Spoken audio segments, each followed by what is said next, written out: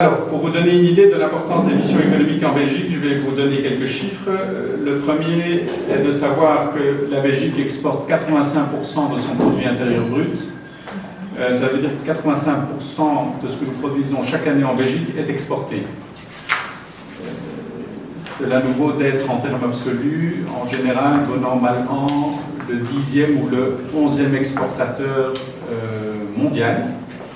On se situe généralement sur la même hauteur que le Canada ou le Royaume-Uni, tout en sachant que la Belgique, au contraire du Canada par exemple, ne dispose d'aucune matière première ou ne dispose plus de matière première dans son pays, en dehors des cellules grises de ses habitants et de leur savoir-faire et de leur dynamisme. Cela démontre à quel point ces missions économiques et commerciales sont d'une importance capitale pour un pays tel que le nôtre, qui est un pays de taille moyenne, on va dire, avec une population de taille moyenne aussi, 30 000 km², 30 000 km², plus ou moins, et comptons 11 millions d'habitants. Alors, nous organisons chaque année de nombreuses missions économiques de toute taille et de tout style. Elles sont parfois uniquement sectorielles, elles sont parfois très régionales, elles comptent parfois quelques entreprises, elles comptent parfois plusieurs entreprises. Mais 2 fois par an, nous organisons ce que nous appelons des missions économiques princières, c'est-à-dire le plus haut niveau de ce que l'on peut avoir comme mission économique au départ de la Belgique. Ces missions économiques sont multisectorielles, elles sont multirégionales et les entreprises belges qui y participent sont de toute taille et en général ont des liens de tout niveau avec le pays hôte. Ça peut être des investisseurs, des entreprises qui ont déjà investi dans le pays hôte, ça peut être des entreprises qui ont des liens commerciaux plus ou moins importants en termes de services et ou de biens. Et ça peut être aussi des entreprises qui viennent pour prospecter le marché du pays hôte. Ces entreprises participent avec beaucoup d'intérêt à ces missions dans le sens où le gouvernement belge et Sa Majesté le Roi y accordent une importance toute particulière.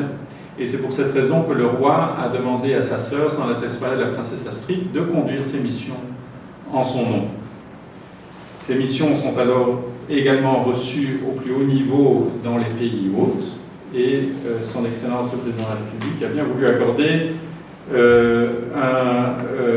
le plus haut statut qu'on peut accorder à une visite officielle au Sénégal.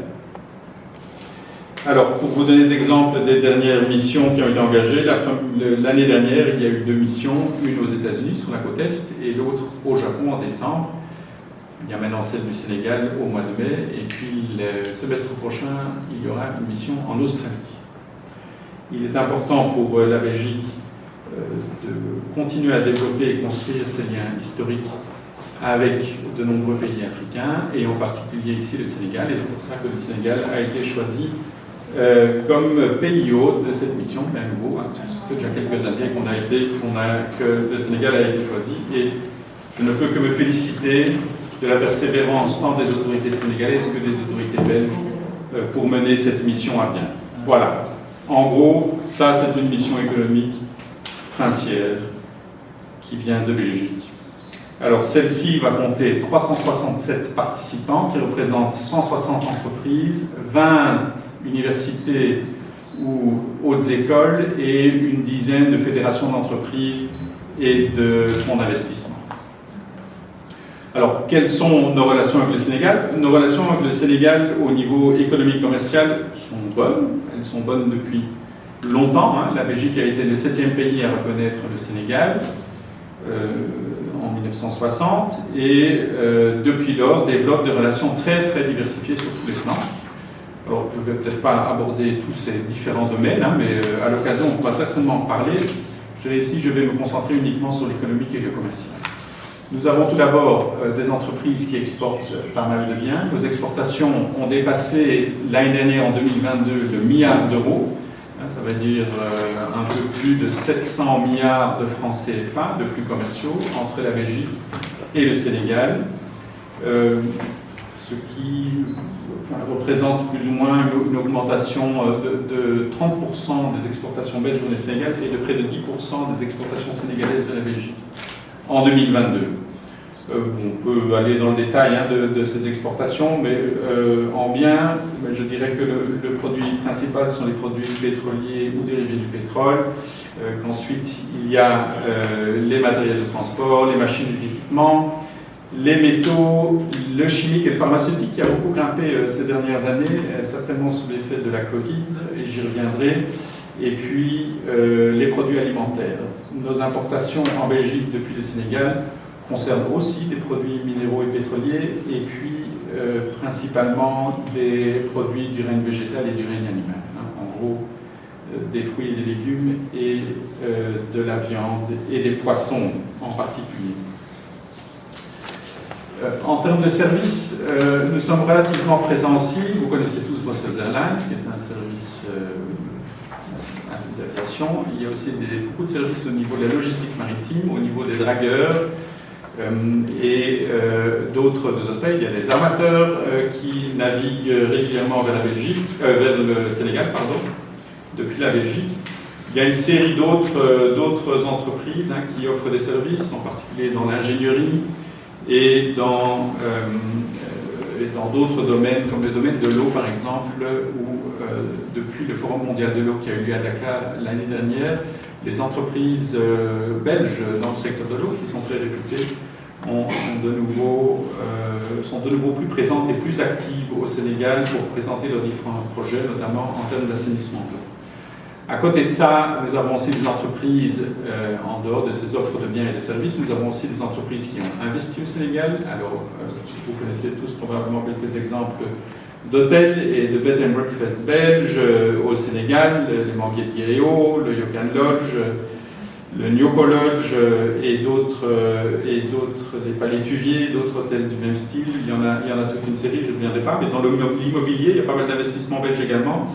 Et puis, il y a des investissements industriels d'importance, ainsi que dans la logistique. Notre investisseur le plus important s'appelle Sinvest, c'est un investisseur qui a beaucoup investi dans le port de Dakar, plusieurs dizaines de millions en fait, et qui continue à investir plusieurs dizaines de millions dans le port de Dakar. Donc je pense que maintenant, il doit avoir dépassé les 65 millions d'investissements au port de Dakar, 65 millions d'euros, ce qui revient, si je ne me trompe pas, à 42-43 milliards de francs CFA. Ces investissements se poursuivent. Il y a aussi des investissements industriels, comme le groupe Carmeuse. À nouveau, je pourrais revenir un instant sur les entreprises belges qui sont généralement très à la pointe dans certains secteurs de niche et qui font du travail sur mesure, et bien, dans la production de chaux, notamment. La chaux qui est utilisée notamment dans l'affinage de l'or, mais également dans les travaux publics ou dans la régénération des sols. Les deux plus grands producteurs mondiaux de chaux sont tous les deux belges et viennent de la même région en plus, mais ça n'est pas un hasard, c'est parce que c'est une région avec beaucoup de calcaire et que vous avez ici aussi une région avec beaucoup de calcaire, et notre entreprise belge, et c'est un bel exemple parce que ça montre à quel point une relation commerciale peut aboutir sur un bel investissement. Cette relation commerciale date depuis plusieurs décennies. Elle vendait de la chaux au Sénégal et dans européenne, la chaux européenne, au Sénégal et dans la sous-région, puis a décidé de s'implanter au Sénégal pour pouvoir profiter réellement du Sénégal et de sa position centrale dans cette sous-région d'Afrique de l'Ouest. Et donc cette entreprise s'est implantée très récemment, est un investissement important, très récent d'une entreprise belge. Et cette entreprise produit de la chaux qui est réexportée, qui est utilisée au Sénégal, mais qui est aussi réexportée dans toute la sous-région. Pour une autre entreprise, on pourrait en citer d'autres, mais la compagnie industrielle des fibres notamment, qui est le plus gros employeur belge au Sénégal, puisqu'il emploie 250 personnes à Diamniadio et qui engage des gens de Diamniadio et des jeunes en particulier, et qui produit des sacs tissés en polypropylène. Ce sont les grands sacs dans lesquels on met la farine et le riz. Voilà, ce sont quelques exemples d'investissements. À nouveau, il y en a d'autres. Il y en a dans tous les secteurs, le bureau d'architecture, on a dans le culturel également un investissement, et peut-être un partenariat important que j'aimerais peut-être mettre à l'honneur, c'est la fondation Youssou N'Dour, qui est une sorte de joint venture entre le groupe autour de Youssou N'Dour et une entreprise belge qui s'appelle Frenos, et qui a été portée sur les fonds baptismaux à Bruxelles durant l'automne dernier, fin octobre, début novembre, si je ne me trompe pas, et qui vise à promouvoir les liens des industries culturelles et créatives entre l'Afrique et l'Europe de manière générale, et entre la Belgique et le Sénégal en particulier. Voilà, ça c'est un peu l'état de nos relations. Si vous avez des questions plus tard, je pourrai y répondre avec plaisir. Moi, je dirais qu'il y a 5 domaines principaux, j'en viens à mon 3e point, 5 domaines principaux dans lesquels la Belgique et le Sénégal ensemble vont porter attention pendant la semaine qui vient, pendant la mission économique du 21 au 25 mai. La première thématique que j'aimerais souligner, c'est le domaine des biotech et de la pharmacie. Comme vous le savez, le Sénégal souhaite relancer son secteur pharmaceutique. C'est une constatation qui a été faite au niveau mondial pendant la pandémie, de se rendre compte qu'il y avait des pays et des continents qui consommaient beaucoup de médicaments et de vaccins sans nécessairement les produire ou qui les importaient de souvent très très loin. Et donc c'est une priorité du gouvernement sénégalais dans laquelle la Belgique s'est insérée avec beaucoup de bonheur, beaucoup de fierté, je dirais, pour l'aider à développer sous le cadre réglementaire et les autorités, pour développer aussi les autorités de contrôle des médicaments.